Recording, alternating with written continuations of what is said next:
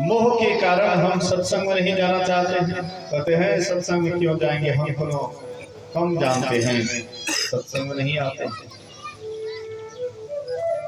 चाहे सत्संगी हो या गैर सत्संगी हो, सत्संग से जैसे मन आपका अलग होने लगा, समझ जाइए कि अज्ञान आपके ऊपर छाने लगा है, अज्ञान का साया आपके ऊपर पड़ने लगा है। इसलिए बगल में सत्संग होता है, सुन करके भी आप नहीं जा पाते हैं। इसका कारण है अज्ञान की दशा बढ़ रहा है। और जब आपको सत्संग में जाने की प्रबल इच्छा हो, कोई काम भी होता है उसको भी छोड़ छाड़ करके आप सीधे सत्संग में आ जाते हैं, समझ जाइए आपके अंदर में ज्ञान का प्रकाश होने वाला है। जब भगवान कृष्ण बांसुरी बजाते थे, जितना भी राधिका थी, सबके सब उस बांसुरी की आवाज को सुन करके सीधे खींचे चले जाते थे। उस समय में कितना हो आवश्यक काम हो, वे सब काम में विराम दे करके भगवान कृष्ण से मिलने के लिए चले जाते थे। वैसे आपके अंदर में सत्संग के प्रति इतनी आस्था हो, इतना विश्वास हो कि जैसे सत्संग का आवाज कान में आया, सीधे आप सत्संग की तरफ खींचे चले गए, समझ जाइए आपका अज्ञान हटने वाला है। मोह सकल व्याधिन कर मूला, मोह सभी व्याधियों का जड़ है। अज्ञानता सभी व्याधियों सभी रोगों का जड़ है। इसलिए ये अज्ञानता जब भी जाएगा, जब तक सत्संग ध्यान नहीं करेंगे तब तक ये अज्ञानता जाने वाला नहीं है। ये अज्ञान की दशा समाप्त होने वाला नहीं है।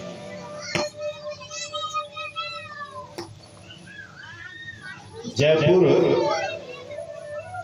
नरेश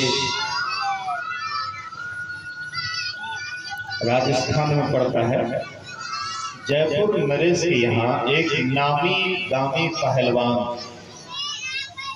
पंजाब की तरफ से आए, बड़े नामी गामी पहलवान थे। और वे उस राज्य में राजा से चुनौती देते हैं, राजा को चुनौती देते हैं कि है आपके राज्य में कोई ऐसा पहलवान जो हमसे हाथ मिलाए? है किसी में हिम्मत, है किसी में दम? बड़ा नामी पहलवान था। उसका नाम सुनते ही राज्य में जितने पहलवान थे सब पीछे हट गए।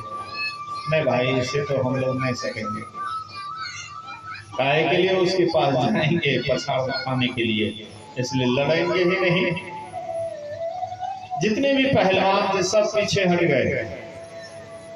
राजा को बड़ी चिंता हुई कि काश वह पहलवान को पटकते नहीं, हाँ पटके ही जाते, लेकिन कम से कम हाथ तो मिलाते। लेकिन राज्य का प्रतिष्ठा नीलाम होने वाला है, लोग क्या कहेंगे इस राज्य में, हैं? इनसे हाथ मिलाने वाला तब तैयार नहीं हुआ। ये तो प्रतिष्ठा की बात है, शान बान की बात है। राजा बड़ा दुखी होता है। राजा के जेल में एक कैदी बहुत दिन से कैद पड़ा हुआ था, बहुत दिनों से, लगभग 15-20 वर्षों से वह कैदी कैद में पड़ा हुआ था।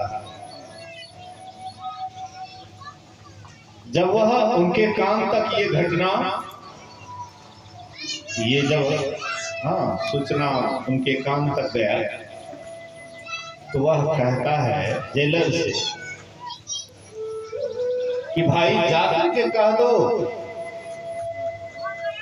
जाकर के कह दो राजा से कि मैं उस पहलवान से हाथ मिलाऊंगा, जाकर के कह दो।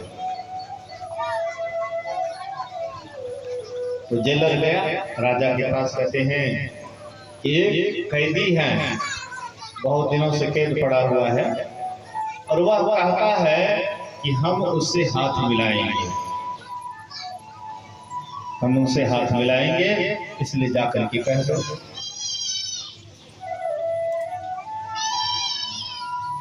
तो राजा के पास गया, कहता है ऐसी ऐसी बात है।